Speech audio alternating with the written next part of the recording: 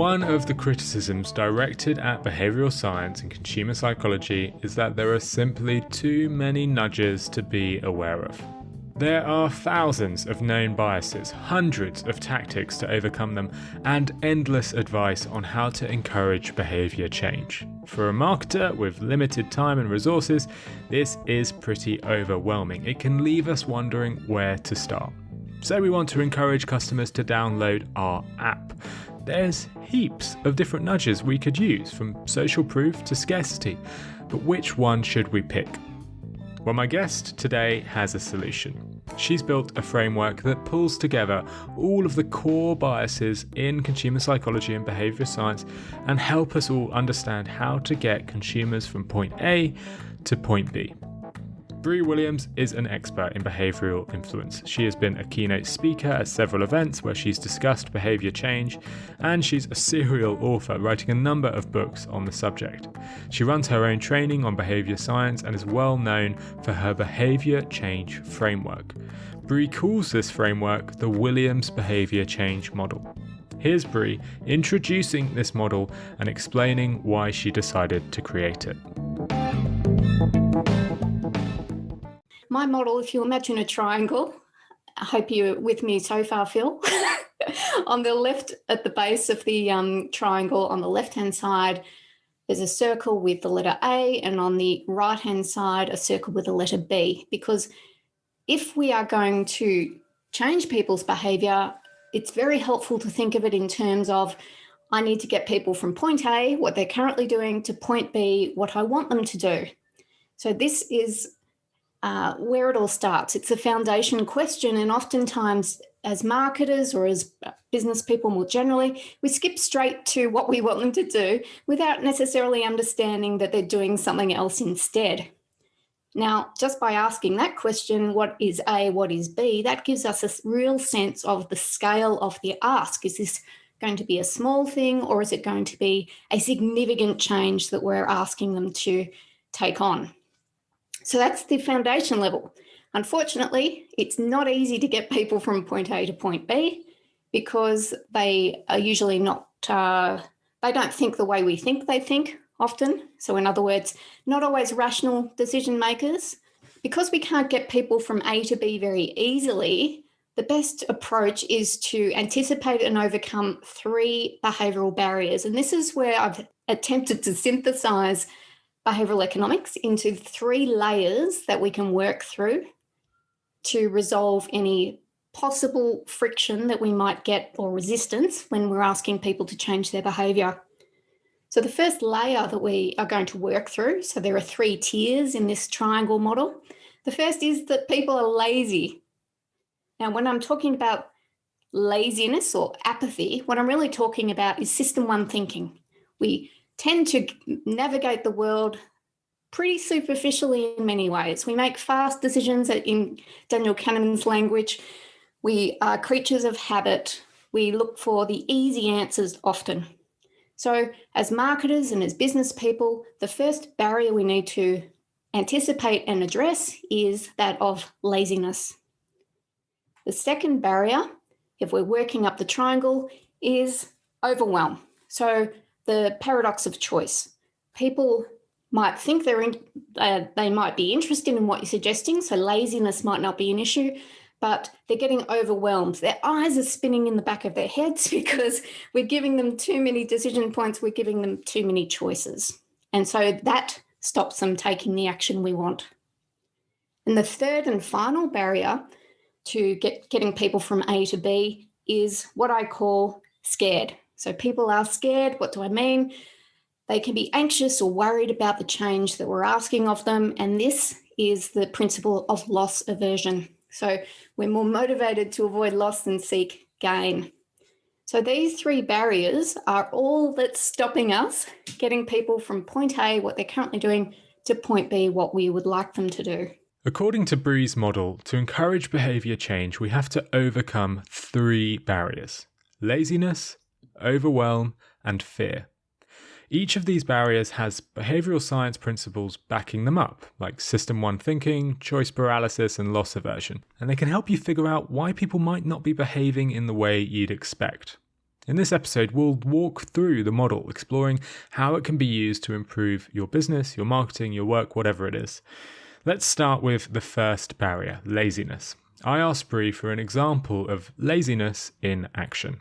The most obvious examples when we're talking about lazy are those quote unquote low engagement categories. So you might think of a lot of financial products in that bracket, or even sort of health insurances, or even health behaviours. So for instance, if we're trying to get people to change banks, so switch banks, and so their A is they're with a competitor bank, and B is we want them to move to us as a new bank, how on earth do we get them to be interested in that? Now, oftentimes we'll say, hey, we've got a better interest rate as sort of the reward for switching to us. Perhaps we're underestimating, though, the degree of effort that's involved in doing that. So, for instance, if I am considering switching banks, I've got to change all my direct debits as one example. I've got to change a lot of different tentacles within my life. I've got to get used to a different app. So there's a whole lot of friction points, which then means that if effort is greater than the reward that is being offered, my laziness will prevent me from switching banks. To overcome laziness, we need to make sure we reduce the effort a customer needs to make and maximize the reward a customer will get. So make it easy to do the right thing and really hard to do the wrong thing. A classic example of this is social distancing queues at supermarkets. Most supermarkets have large stickers on the ground indicating where we need to stand. Now, most of us intuitively know we need to keep our distance, but these signs make it easy for us and take the need for decision making away. We just stand on the sign. It reminds me of some of the work done by the UK's government's behavioural science team. This team realised that individuals often failed to enrol on employment pension schemes. Now, this wasn't because the employees didn't realise the benefits or that they didn't have enough information. It was simply because we're lazy. To overcome this, the team created auto-enrolment, meaning employees didn't have to do anything to get enrolled. By changing the default from opt-in to opt-out, they increased participation rates from 61% to 83% in just 6 months. What's surprising about this study is signing up to a pension is hardly a small decision. It's not like deciding where to stand in the supermarket. It's a crucial decision that can determine when you're able to retire. And yet, this laziness is still apparent. Another major life decision that is still influenced by laziness is university applications. In another study by the Behavioural Insights teams, they researched students from low-income groups that were looking to apply for financial assistance. This again should be a no-brainer for most of the individuals in this group. The money is available to the groups. If they just fill out the paperwork, they'll get access to a lot of financial support. And yet, most students don't do this. The universities send out a letter to these students encouraging them to take advantage of this financial assistance, and yet only 34% of students take up the offer. Obviously, the Behavioural Insights team wanted to improve this, and so to do so, they built a split test, which involved sending students a longer letter that gave them more information on why a student should sign up, so more info. Now, conventional wisdom suggests that this letter should work, right? With more information, the student should understand the benefits better. But in the split test, they found that it doesn't work. This actually decreased applications, with only 33% signing up this time from 34% before. In the other split test, they tested something different. They recognized that students were lazy. And here, they offered students personal assistance to those signing up and offered them the ability to auto-complete the form for them. Unsurprisingly, this increased applications by 8 percentage points. Making it easy and expecting laziness can really change behaviour. Now, let's move on to the next stage of the model. Here's Bri talking through the overwhelm barrier. The overwhelm barrier is one that oftentimes we do overlook as marketers or business people because we think the option is clear, ours is the best and what on earth can they be concerned about? There's that problem. There's also almost the inverse of that problem, which is people ask us for more information. And so we give them more information thinking that will push them towards a decision, and it actually takes them further away from that.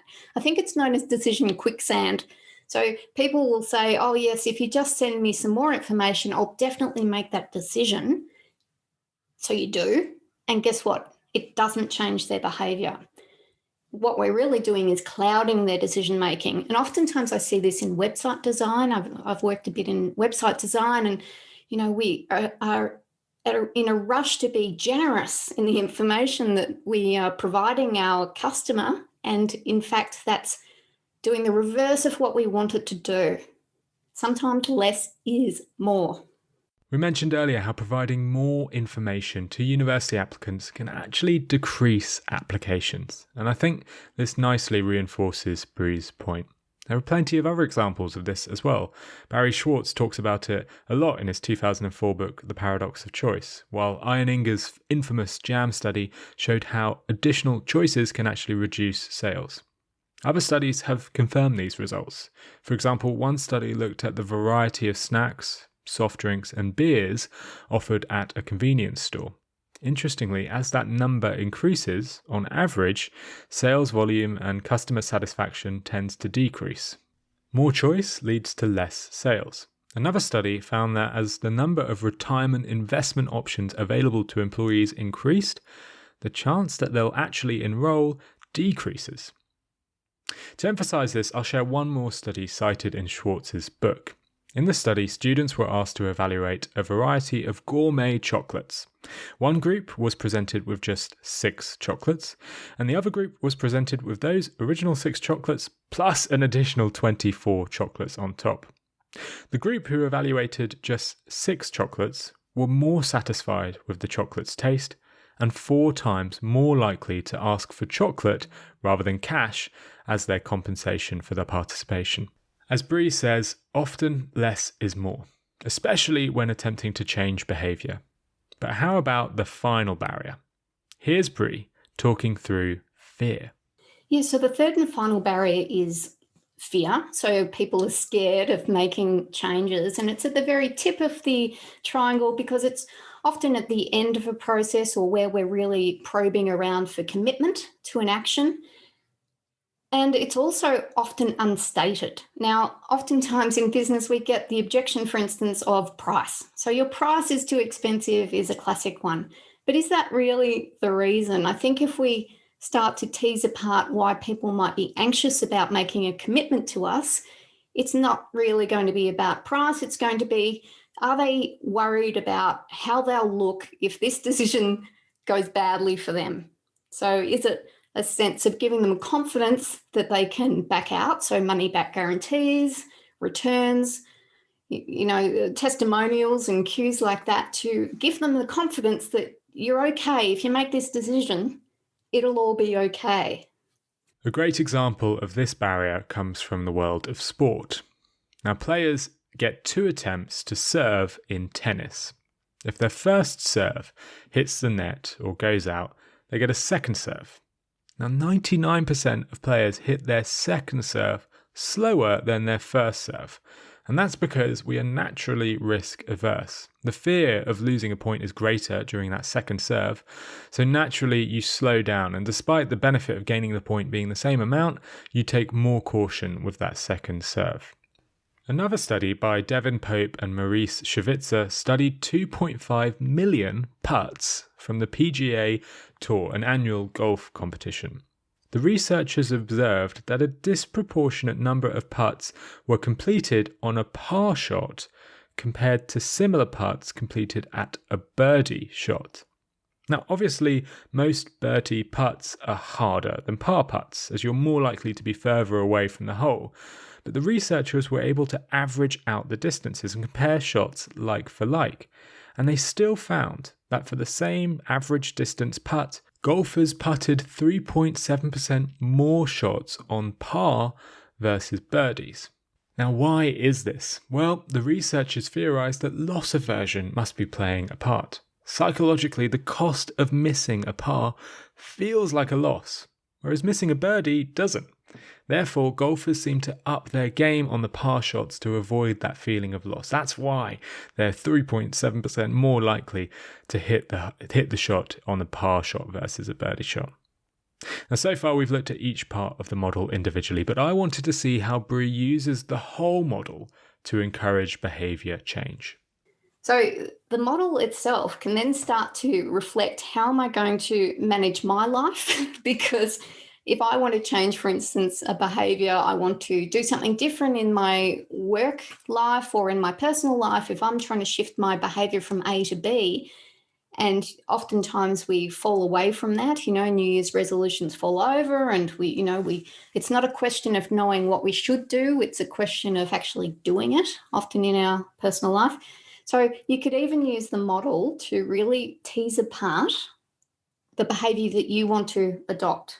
So is it a problem of laziness? So how can I make, let's say it's a fitness behaviour, how can I make starting to run easier for myself? So how do I overcome my own laziness when my motivation dips down and I need to recharge myself? Well, the answer really lies in reducing as much friction as possible. So how can you make it super easy for yourself so even on the days that you don't feel like doing it, you're going to bother?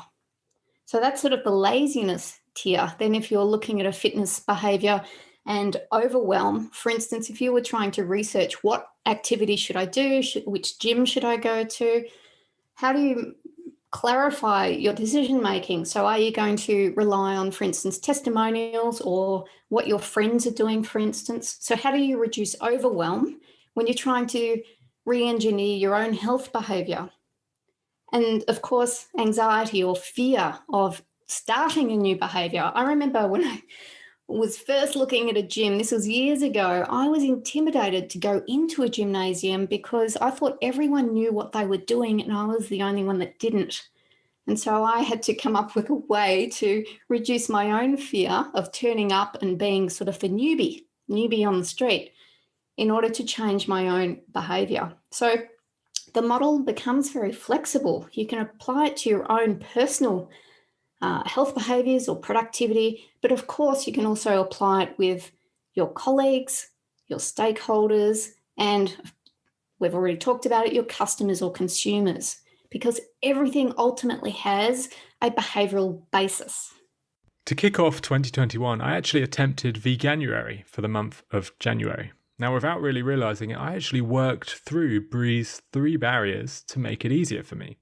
To help with laziness, I pre-ordered heaps of vegan treats for myself so I wouldn't find myself low on snacks. To overcome the overwhelm barrier, I planned out each of my meals at the weekend. This stopped me from getting choice paralysis in the evening and opting for something easy like a takeaway. And coping with loss aversion actually ended up being kind of easy. Because of lockdown, I was inside the house for the whole month, meaning I didn't meet up with friends for food, so I didn't have to watch somebody else eat the food I craved. Overcoming these barriers really does make it easier to combat change. Before finishing our discussion, I asked Bri if she had any final tips for marketers, and she shared this brilliant nugget of information. Starting off with the laziness barrier, she talks about how too many marketers focus on the reward and not the effort. For instance, with laziness, the golden rule to remember is if effort is greater than reward, people will just not bother. So that means you've got 2 sides of the equation to work here. You need to reduce effort, or unhelpful effort particularly, so reduce effort and maximise reward or perceived reward. So often marketers, we're very big on the discount or the new or whatever the reward happens to be, but we've made it too difficult for people to bother. And so the science really tells us that we need reward to be almost double the effort for people to bother. So effort versus reward is the equation to work through in order to overcome laziness. Now, when it comes to overwhelm, the simplest thing to do, of course, is to give people fewer options. Of course, that's not simple because oftentimes in business we have politics or we have decisions to make about what gets prioritised and what we want to put forward to people. So if you can't create fewer options, which is very disciplined, you need to differentiate those options. So limit it to, for instance, 3 to 5 options, and make sure that you're really helping people understand what the benefits are of the more expensive ones relative to the ones that are less expensive, for instance. And the third barrier, anxiety or fear, there are 2 strategies we can use. The first is clearly to give people nothing to fear if they do what we're asking them to do. And by that I mean things like assurances, guarantees, social norms, you can trust us, this is a good decision. Nothing to fear if they bother taking the action. The second strategy when it comes to being scared is, funnily enough, giving them something to fear that's worse. In other words, if you don't take the action, if you stay at A and you don't move to B, you're going to be worse off. So we often need to look at, for instance, what they're doing at A and what's bad about this current behaviour. You're missing out, for instance, is one of the strategies. So scarcity, or, giving them something to fear about not moving in the direction you want them to take. That final point is a great one. To encourage behaviour, often we should highlight what will happen if you don't take action. A classic example of this is trolleys at your local supermarket. To get a trolley, you need to put in a pound coin, and the only way you'll retrieve that pound coin is by putting it back in the right place, by putting that trolley back in the right place. Shoppers almost always take the trolley back because the fear of losing the pound coin is just too much to bear. I love this nudge because it's incredibly simple. It costs nothing. Nobody really ever loses out. Max you'll lose is £1, and yet the fear of that tiny loss still encourages the exact right behaviour, causing everybody who enters the store to put the supermarket trolley back exactly where it's needed. With Bri's model, I'm sure you'll be able to find similar smart tactics to apply to your work. That's all for today's episode with Bri. It was great chatting with her and learning more about her work in preparation for this episode. If you want to get in touch with Bri, you can do so by heading to her website, briwilliams.com. And if you're interested in learning more, I'd suggest checking out her latest course titled Influencing Action. This course covers Bri's behaviour change model in more detail, helping you learn how to change behaviour in your organisation. Anyway, that is all for today. If you've enjoyed today's episode, please do leave me a review of the show on Apple Podcasts or wherever you listen to your podcasts. And please do share the podcast with people in your network.